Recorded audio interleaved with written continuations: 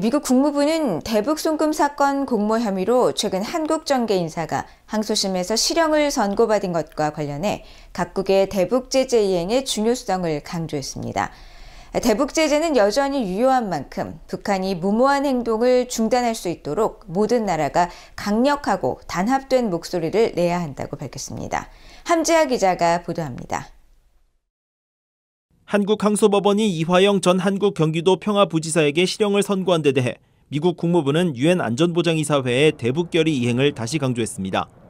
국무부 대변인은 20일 BOE의 관련 논평 요청에 국제사회는 북한이 무책임한 행동을 중단하고 유엔 안보리 결의에 따른 의무를 준수하며 진지하고 지속적인 외교에 나서야 한다는 강력하고 단합된 메시지를 보내는 것이 중요하다고 밝혔습니다. 이어 북한에 대한 유엔의 제재는 여전히 유효하며 우리는 유엔 및 북한 주변국과의 외교를 포함해 모든 회원국이 이를 이행하도록 독려할 것이라고 강조했습니다. 한국 언론에 따르면 이화영 전 부지사는 한국의 쌍방울 그룹에게 대북 비용을 대납시킨 혐의로 지난 19일 항소심에서 징역 7년 8개월을 선고받았습니다. 이 전 부지사는 이재명 더불어민주당 대표가 경기도지사로 있던 시절 경기도 스마트팜 사업비 500억 원과 이 대표의 당시 방북비용 300억 원을 쌍방울그룹이 대납하도록 한 혐의를 받아왔습니다. 현재 이재명 대표도 불법 대북 송금 사건으로 기소된 상태로 한국 언론들은 이번 이 전 부지사에 대한 중형 선고가 이 대표의 재판에도 영향을 끼칠 것으로 관측하고 있습니다. 이 전 부지사가 대납을 지시한 약 800억 원은 중국에서 송명철, 리호남 등 북한 조선아시아태평양 평화위원회 관계자 등에게 전달됐습니다.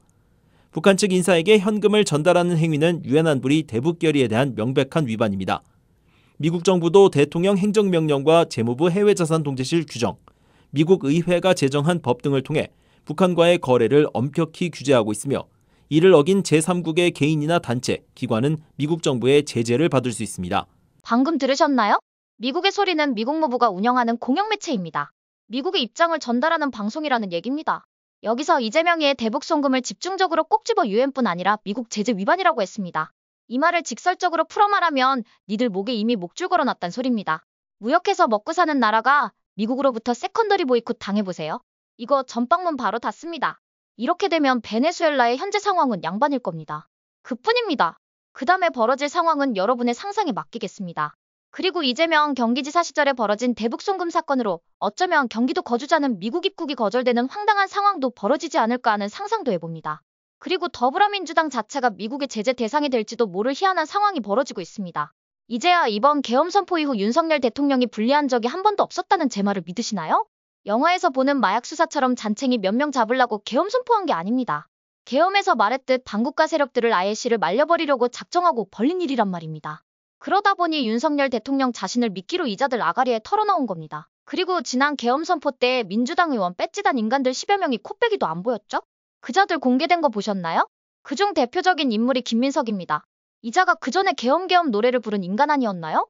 막상 계엄 선포 당일에 여의도 근처에 코빼기도 안 보인 겁니다. 아무튼 이런 성향의 인간들입니다.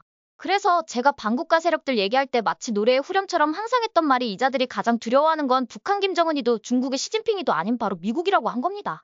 그런데 미국의 바이든 끝물조차 저 정도인데 트럼프 대통령 임기가 시작되면 어떤 사단이 벌어질지 상상이 가시나요? 이미 반국가 세력들을 옹호해야 할 불량 국가들은 지금 상태가 온전한 나라들이 하나도 없는데 말입니다. 한마디로 이자들의 발악은 도관에 든 쥐의 발악이었던 겁니다.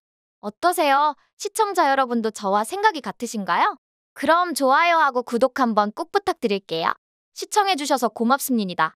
전 리포터 혜리였습니다.